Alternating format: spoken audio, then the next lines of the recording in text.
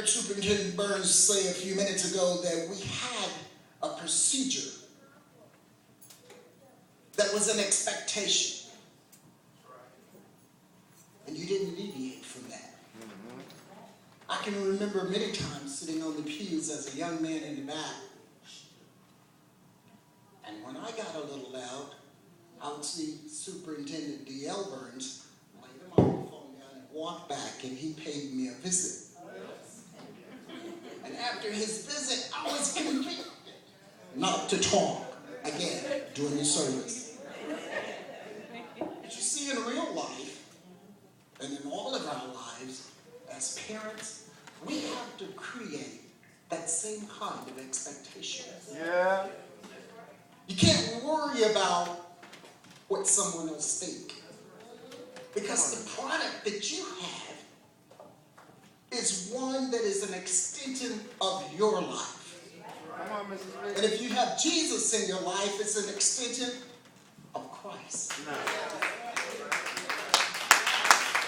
Every child that walks through the door of the school should be a change agent. That particular person that comes there from a home of a Christian shouldn't look like the rest of the kids. Should not behave like the rest of the kids. They should come to the Lord with something to offer, and when the other kids are looking, saying, should I follow that kid? That what they see is so attractive that the answer should automatically be yes. Amen. Your kid should never go to school and turn out like somebody else. Because what you have to start every day, and I was telling the men this a little bit earlier, you have to start every single morning directing them in a path of success. Yes. How do I do that? Just like you do whenever you plan to go someplace. You don't just get in your car and drive around and say, oh, well, I see where I'll stop over here. No, I'll go over. You have a predestination of where you're going. And oftentimes you have a time to get there. And in the process of doing so, all of the other little deterrents, streets, you don't turn right and left just because there's a street there. You go back to your plan and you say, is this part of my plan for success? And if the answer is no, then you go according to your plan. Children, I'd like for you to just listen for just a moment. Every single one of you are God's little angels. Yeah. You may not know it, but when you walk through the door of that school, after being taught in this church, this pastor, and his supportive wife, they expect you not to be a third grader, but they expect you to be a little child of God. Yes. What you learn here, you profess there. In education, we say we inspect what we expect.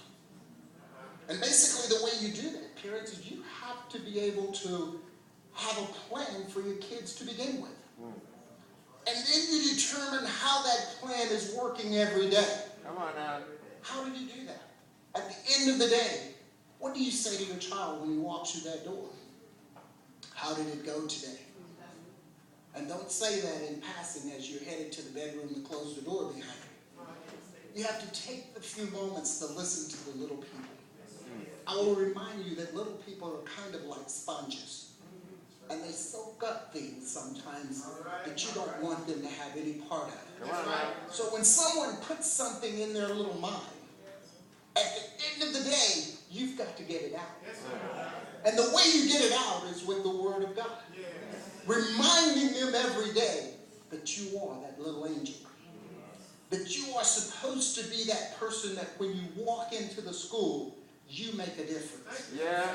Guess who the proudest person is when you walk into school and you're a well-behaved kid? Who do you think that is? I can tell you who it is. It's the principal of the school. I've been there. And my kids that were great, I pray for them every day. I thank God for them every day. And oftentimes I took the liberty of calling parents and saying, thank you so much for sending me great kids. Because we can't make kids what we used to be able to make kids. In education now, I told the brothers earlier that we used to tell parents to send their kids to school because it was the safest place in the world for them. But in today's society, I tell you to make your kids safe before they come to school. Because some of the bad people that we used to be able to lock the doors and keep out, they're already in. Now, I will tell you up front, it is not the kids' fault. Because what did I say earlier? Kids are like sponges. They've learned from somewhere, from someone. They just didn't learn the right thing. And because they don't want to be by themselves, they want to teach someone else their newly learned behavior. And what do you think happens if it's inappropriate? Oh. Your child is exposed to it. As a parent, you and I can look at a person or a setting and say, you know what, I don't want it. I'm not part of that. I'm not going to go there. But as a child, that's his school. He doesn't have an opportunity to leave, or she doesn't have an opportunity to leave. She has to be there.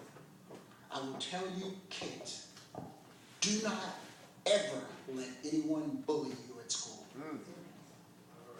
Do not ever let anyone bully you at school. If someone is saying something to you, asking you to do something that you don't want to do, the greatest thing that you can do immediately. Anybody want to know what that is? I want y'all to listen very carefully because I want you